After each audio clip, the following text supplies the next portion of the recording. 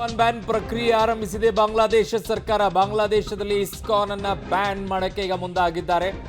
So ISKCON ban ಮಾಡಲು ಬಾಂಗ್ಲಾದೇಶ ಸರ್ಕಾರ ಈಗ ಒಲವು ತೇರ್ತಾ ಇದೆ. ಮೂಲಭೂತವಾದಿಗಳು ಅತಿ ಹೆಚ್ಚಾಗಿ ಈಗ ತಾಂಡವಾಡ್ತಾ ಇರುವಂಥದ್ದು ಬಾಂಗ್ಲಾದೇಶದಲ್ಲಿ. ಅಟಾರ್ನಿ ಜನರಲ್ ಈಗ ಸಲಹೆಯನ್ನು ಕೊಟ್ಟಿದ್ದಾರೆ.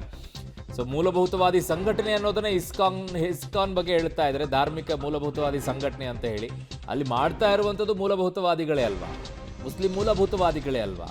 ಹಾಗಿದ್ದಾಗ ಹಿಂದೂಗಳ ಮೇಲೆ ಅಷ್ಟೊಂದು ಆರ್ಭಟ, ಅಷ್ಟೊಂದು ದಬ್ಬಾಳಿಕೆಗಳನ್ನು, ಅಷ್ಟೊಂದು ಹಿಂಸಾಚಾರವನ್ನು ಮಾಡುವಂಥದ್ದೇನಿದೆ, ಅದು ಯಾವ ಮೂಲಭೂತವಾದ? ಇಸ್ಕಾನ್ ಯಾವ ರೀತಿಯಾಗಿ ಹಿಂಸಾಚಾರವನ್ನು ಮಾಡಿದೆ? ಹಿಂದೂಗಳ ರಕ್ಷಣೆ ಮಾಡಿ ಅಂತ ಹೇಳ್ತಾ ಇರುವಂಥದ್ದು ಮೂಲಭೂತವಾದ ಆಗ್ಬಿಡುತ್ತಾ? ಅಲ್ಲಿರುವಂಥ ಅಲ್ಪಸಂಖ್ಯಾತರು ಅಂದರೆ ಹಿಂದೂಗಳೇ, ಅವರ ರಕ್ಷಣೆ ಮಾಡಿ ಅಂತಂದರೆ ತಿಳ್ಕೊಳ್ಳಿ.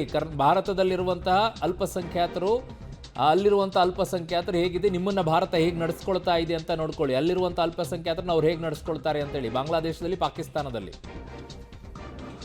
ನನ್ನ ಸಹೋದ್ಯೋಗಿ ಈಗ ಮುರಳೀಧರ್ ನನ್ನ ಸಂಪರ್ಕಕ್ಕೆ ಸಿಗ್ತಾ ಇದ್ದಾರೆ. ಮುರಳಿ, ಈಗ ಏನೆಲ್ಲ ಅಪ್ಡೇಟ್ಸ್ ಬರ್ತಾ ಇದೆ ವಿಚಾರದಲ್ಲಿ?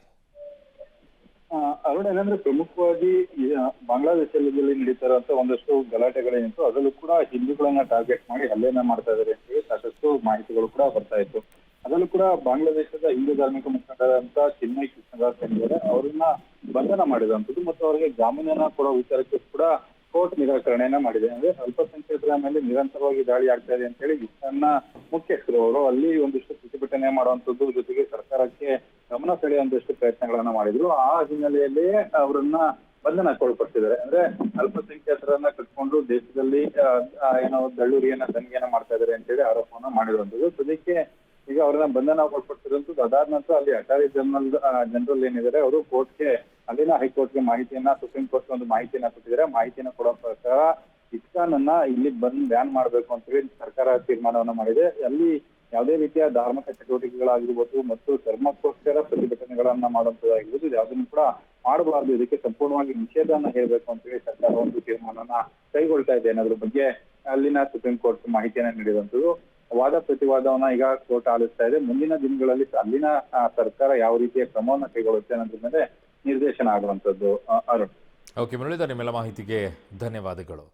ಇಲ್ಲಿ ಬರೀ ಕೋರ್ಟ್ ಆದೇಶ ಕೊಟ್ಟರೂ ಸಹ ಗಲಾಟೆಯನ್ನ ಮಾಡುತ್ತಾರೆ. ಉತ್ತರ ಪ್ರದೇಶದಲ್ಲಿ ಆಗಿರುವಂಥ ಬೆಳವಣಿಗೆ ಅಲ್ಲಿ ನೋಡಿ ಹೆಂಗಾಗಿದೆ ಬಾಂಗ್ಲಾದೇಶದಲ್ಲಿ. ಅದು ಇಸ್ಕಾನ್ ಅನ್ನುವಂಥದ್ದು ಧಾರ್ಮಿಕ ಮೂಲಭೂತವಾದಿ ಸಂಘಟನೆ ಅಂತೆ. ಅವ್ರು ನಡ್ಕೊಳ್ತಾ ಇರುವಂಥ ರೀತಿ, ಸರ್ಕಾರನೇ ಅಲ್ಲಿ ಮೂಲಭೂತವಾದಿ ಸಂಘಟನೆ ಇದ್ದಂಗಿದೆ, ಮೂಲಭೂತವಾದಿ ಸರ್ಕಾರ ಇದ್ದಂಗಿದೆ ಅಲ್ಲಿರುವಂಥ ಸರ್ಕಾರ.